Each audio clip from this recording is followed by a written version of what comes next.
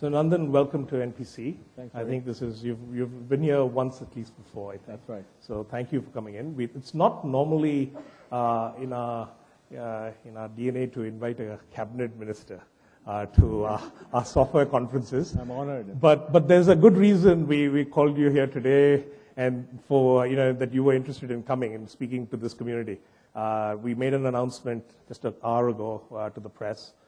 Maybe you can tell us a little bit about what that is. No, I think I'm really excited because the NASSCOM Product Council, along with UIDA, has announced the Aadhaar diffusion project, which is to get people to understand the Aadhaar platform, the ecosystem, the APIs, and start building innovative applications. So I think that's a great move, and I look forward to a lot of the very smart people in this room building very, very innovative applications in the coming months. Great. So, and for the benefit of the audience, we've made that announcement only this afternoon, and there'll be details available afterwards. So, I think, Nandan, when we first started talking about this, you made an analogy to GPS, which you've used a couple of times. Yeah. But I think it's even more apropos in this audience about, I think from the consumer point of view, people understand it, but from the ecosystem point of view. I think we have to recognize that when you look at the two biggest innovation platforms for the last 30 years, whether it's the internet or GPS, both came out of public goods, right? I mean, internet was started in the US, DARPANET, then TCP/IP came along. Even the development of the HTTP protocol was done at CERN in Switzerland. The development of the Mosaic browser was done at the University of Illinois, Urbana-Champaign, again, a public university. So a lot of these basic fundamental things were done in the government, and then it was opened up to innovation and all the things we saw happen. GPS again was designed for missile guidance, put in the public domain in 2000, and today we have a huge GPS economy of maps, inertial navigating systems, self-driving cars, and all that. So we see the Aadhaar platform as something similar. If you can create an identity platform which is digital, which can be verified and authenticated online, anytime, anywhere, make it open with a set of APIs, and then you can allow people to build apps. We expect to see a lot of apps. I mean, the original government purpose is to use this to make subsidies and benefits more efficient, which we will do as part of our job. But since this platform exists, we also look forward to new apps coming along. Got it. And is Aadhaar ready for, can a developer in the audience start to use it? I mean, there are 470 million people with Aadhaar. We already done about 15 million online authentications. We have done 15 million cash transfers. We have 32 million Aadhaar-linked bank accounts. This is real stuff. And this month alone, we're adding 30 million new Aadhaar holders. Right. So this is scaling up very, very rapidly. So, I think, just to take the elephant in the room, there's a lot of talk in the press about the Supreme Court thing, there's privacy concerns. We've had NGOs talk about, security and privacy again, Could you clarify all that? Is Aadhaar, I know you all have spent a lot of time architecting the platform. No, I think there's a huge amount of attention paid to making this a very secure and private platform. It's purely an ID system. It doesn't accumulate data about anybody. It's only used for a yes-no verification of identity online. And the only way data is sent out is in resident authorized KYC. So there's a whole host of things. The whole idea is to create a federated architecture so no one entity has data about a person. So I think a huge amount of security, encryption, anonymization. So a lot of, in fact, Pramod is here, was chief architect. They've designed this whole thing. A huge amount of attention to these things. So I don't see that as a real issue.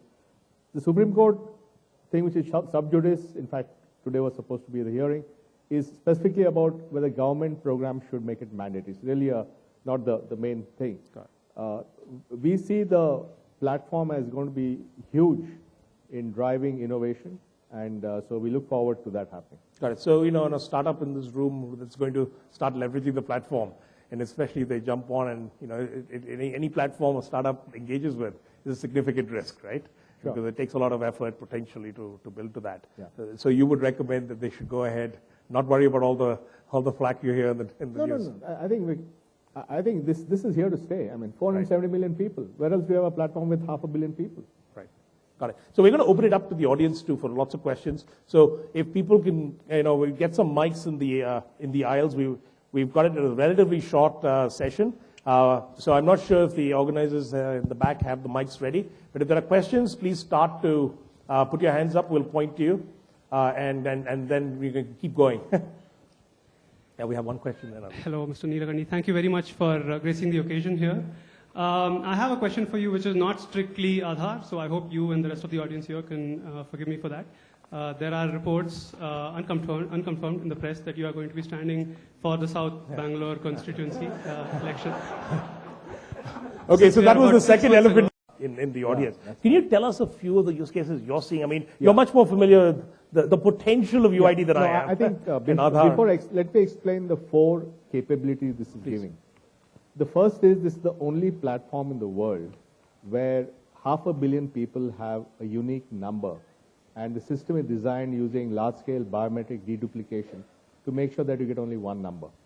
This uniqueness property is very useful when you want to have a list of beneficiaries and you want to make sure there are no ghosts and duplicates. So that's benefit number 1.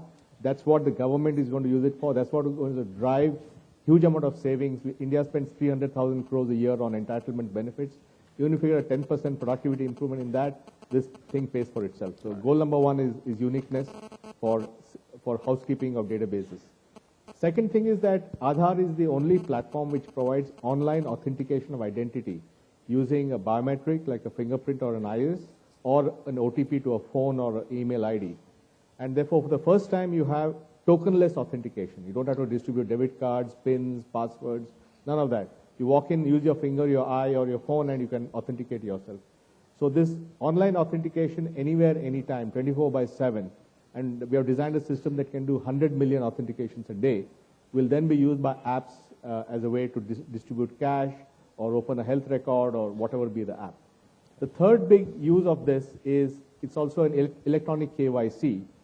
KYC is something you do when you open a bank account, buy an insurance policy. So Aadhaar KYC can be used to open a bank account, get a mobile connection, get an insurance policy, get a LPG connection, buy a mutual fund. So suddenly you created a single gateway to accessing public services, which can be built into a lot of apps. And the final important thing is that Aadhaar is a financial address. Because Aadhaar is linked to a bank account, which our friends in NPCI and Visa have done, allows you to send money to an Aadhaar number. Now that can be used for government benefits, enterprises, or even for person to person. So we have just launched the Aadhaar IMPS bridge with NPCI, where if I know your Aadhaar number, I can just send money to your Aadhaar number from my mobile phone. So this allows a platform for P2P transactions. So it's uniqueness, which allows cleaning up databases, authentication that allows you to use as a point to authenticate online, eKYC as a gateway to public services, and Aadhaar as a financial address for streamlining payments. Got it. So somebody building an app will mix and match these 4 capabilities depending on their business case. Got it. I'll come back to more questions to the audience. But when I looked at the REST APIs that you all have, it's shockingly simple. What does Aadhaar as a backend for software developers actually provide? It seems to be you just ask a question and you're told a yes/no answer. Yeah. And with eKYC, it's a little bit more, right? Yeah. With the standard authentication, you just say, you claim to be Ravi, Aadhaar number 123, we'll confirm that it is Ravi. So it's a yes/no answer. If you go to a bank to open an account, like we launched something with Axis Bank last week, where in 1,000 branches you can open a bank account just with your Aadhaar number. You go in, you say Ravi, Aadhaar number 123, you authenticate, you authorize UID to release your name and address to the bank. That becomes the KYC, the bank account gets opened, instant, electronic, paperless. Got it. So you walk in with no documents. Excellent. A couple of the questions. Yeah, go ahead. Hi, I'm Ruchit, and I'm US-based entrepreneur. And my question is, I'm hearing a lot about government role, NSA, and everything in US where they are tapping information. Do you see any privacy concerns here in US, and how are you handling that? Well, this is actually designed not to accumulate data. As I said, it's only an ID system. And it only has a name, address, date of birth, sex, email ID, phone number, and the biometrics which are used for deduplication, authentication. And all of the data resides in the respective systems. For example, if the bank uses this for authentication, the bank details are in the bank. If the healthcare system uses for authentication, the healthcare system records are in the healthcare system. So by design, it's designed to be optimally ignorant. And it's called a federated architecture. So I think the kind of thing that you talked about was government accessing private databases and getting what they want. That's a whole separate problem. But this platform is designed actually to minimize privacy and security concerns. Thank you. Nandan, just to follow up on that, there will be ecosystem players that will aggregate profiles and things like that, right? And UID being, the audience will understand a primary key basically across all the databases. So you could have an aggregation layer that happens, right? Somebody has to consciously collude for that activity. Understand, but what are the protections against that in place, or is that still an evolving space? I think that is evolving, so we'll have to come out with all the things in parallel. But this will require the healthcare provider and the bank and all to start colluding. So there are whole other issues there. Got it. Coming as a product. Well, we'll wait for somebody with a mic, please. Sir, this. Yes, go ahead. Coming as a product entrepreneur, I have a bank account, I have a gas connection, I have all these things. Do I still need the Aadhaar card? No, you're welcome not to have it. Okay. We're not forcing you to have it. But if you're willing, today, if you're willing to pay the market price for this gas connection, it's fine. But if you want to get a subsidy, then you need to have the Aadhaar link to the bank account.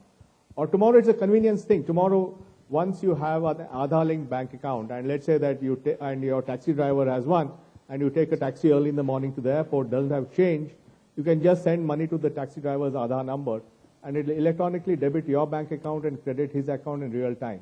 So then it's something convenient for you to have. So if you want those kind of features in life, you will get it. Or there are going to be embassies who are talking about providing fast-track visa for those who have Aadhaar numbers. So you want to get a fast-track visa next time, you need an Aadhaar number. So it's all about, there are going to be more and more applications that will emerge, where you'll think it's a good thing to have this. But if you don't want to have it, be my guest. So, they often say, convenience and utility trump privacy and security, right? Is this one of those cases where, even with, let's say, the PRISM scandal on, all of Western Europe still uses the GSM cell phones, or even the ministers, everybody, they haven't changed anything, right? Obviously, there's a larger issue of privacy and security in a fully digital world, and correct. It's just one of the many things there. But in general, I think over time, as more and more people build apps, the convenience that you will get from that will provide the impetus to have a number. Yep. And fact of the matter is 500 million people have walked in and done this, so they clearly see this as something useful. Yep. Sir, I have a very basic question. What is the difference between National Population Registry and UID? Why, as in, we have to register for both of the things separately? Yeah, see, the NPR is a registry that the Home Ministry is creating under the Citizenship Act. But the two programs are integrated in the sense you can enroll through a bank or a state government and get an Aadhaar number, or you can enroll through NPR and also get an Aadhaar number. So the end product for you is still an Aadhaar number. And if you have an Aadhaar number and go to the NPR, then you don't have to give your biometrics again. So net, the backend for both is the same. It's the Aadhaar number. So this question is not about Aadhaar, but relevant to entrepreneurs. Question is, there are many countries like Singapore and others who offer significant tax breaks or even fund from the government for startups. Is there any way you influence this from the government's perspective, or do you see it happening in India in the future, where there could be much bigger tax breaks and more benefits for entrepreneurs? Well, I mean, I'm not really applied my mind to this, but there are, I don't know, there's this National Innovation Fund which is coming up. There's something called the Technology Development Board which is giving grants and low interest loans. So there are various government schemes for entrepreneurs, but I'm not directly involved with that. But fundamentally, you're very supportive of a private-public partnership in supporting entrepreneurial ecosystem, right? Yeah, I mean, the way I see it is that government creates public goods like the internet or GPS or Aadhaar, and private entrepreneurs build apps that are useful to society on these public goods. Got it. Sir, just one question. Basically, two questions. First is the cost of Aadhaar, especially in emerging market like India. Is it kind of worth the benefit? What is the cost benefit to the exchequer in an emerging economy? And one more thing, even in developed countries like the UK had a program similar to this, but scrapped it because of different reasons. And even the US, assessing fraud is on the rise, in spite of all the security precautions taken even by the US government. So security number fraud is still on the rise. Yep, so how would you contemplate both of these issues? So, Nandan, before you ask the question, I mean, when I was doing my research on Aadhaar, I couldn't come up with a good estimate of what the actual cost was. Can you clarify that? Yeah, what is the investment the nation has put into Aadhaar? Yeah, the cost per individual Aadhaar is between 100 to 150 rupees. So a population of 120 crores, the cost is between 12,000 to 15,000 crores for the entire project to give each and every resident of India, every man, woman, and child, an Aadhaar number. Our social programs are about 300,000 crores a year is what we spend or more on entitlements and subsidies like scholarships, pensions, PDS, fertilizer, LPG, kerosene. LPG alone is a 40,000 crore subsidy. So 300,000 crore subsidy, and there are many estimates of the amount of leakage in these programs from 10% to 30%. Let's say, on a conservative basis, you get a 10% productivity improvement in a public expenditure. That's a 30,000 crore saving on a total capital cost of 15,000 crores. This is 30,000 crores every year.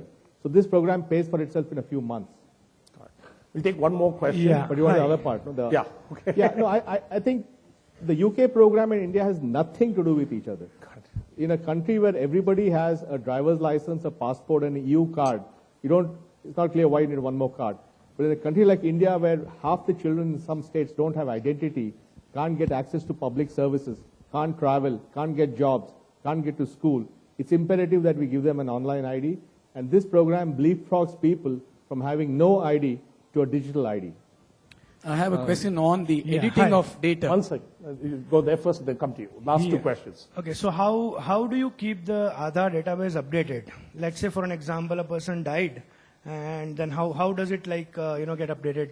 Yeah, so let's first look at the change. What are the fields we have? We have the name, address, date of birth, sex, email ID, phone number, and biometrics. Biometrics, we do expect people to come and update if every 5 years or 10 years, we're going to have a policy on that. Your name, unlikely to change often. Your sex, unlikely to change often. Your date of birth, unlikely to change often. So the only volatile field in that is your address. So we have an address update mechanism where across the country or through a mobile phone or an internet connection, you can do an address update. Now, at the time of death, we are building an APIs and platform. So if the death certificate system sends us a file that this person is dead, then we can mark it. Otherwise, we will apply business rules. For example, we'll say that if there's no activity on an Aadhaar number for N number of years, then we'll probably treat that as inactive. So there are some rules we will have because we don't know. But remember, it's basically used for resident authorized activities. A resident has to participate in an authentication. A resident has to participate in a KYC. So if a person is dead, he just doesn't participate in those actions. We'll take this last question. I think hello. In the green. Okay, go ahead.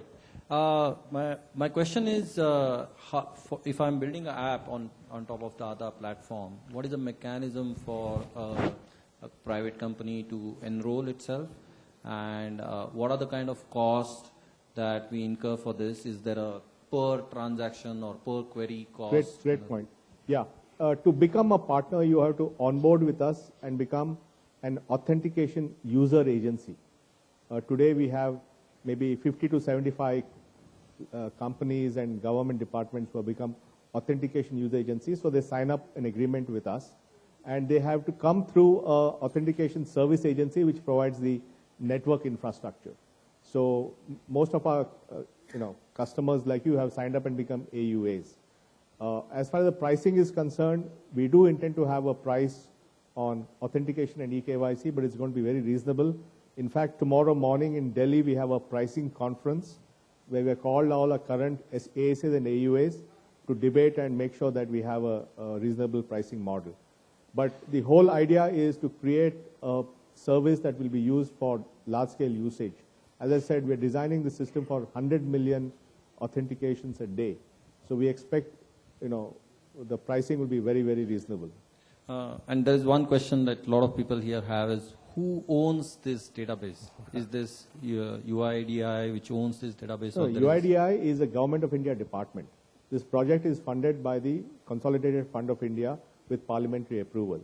So the database is a public good created by the country, and there's nobody else involved. And the database is not available. Only it can be used for authentication or KYC. It's not that your address is being given to somebody else. You only when you authorize with the KYC that your address is given to somebody else. I mean, I would say, given that large amount of databases today are on the internet, your address and all that, I think this is the most secure design that is around. Thank you. Nandan, I have one last question for you, and as we wrap up here. You built one of India's iconic brands and companies. But in the Aadhaar system, do you think you have something that is actually going to outlast in terms of the Infosys, the legacy of Infosys versus the legacy of Aadhaar? No, I think they're two different, very exciting and things that I've done, and I think both will be there for a long time. Just that, I think the thing with Aadhaar is that if 1 billion people's lives can improve, that's a huge multiplier. Got it. And so let me ask you another question. Is it more likely that Facebook will be around 25 years from now or Aadhaar? Which one will be around? Aadhaar will be there for sure. Will be using Aadhaar to log into Facebook? No, Aadhaar will be there for sure. Facebook also could be there. Yeah, okay, good. Thank you, Nandan.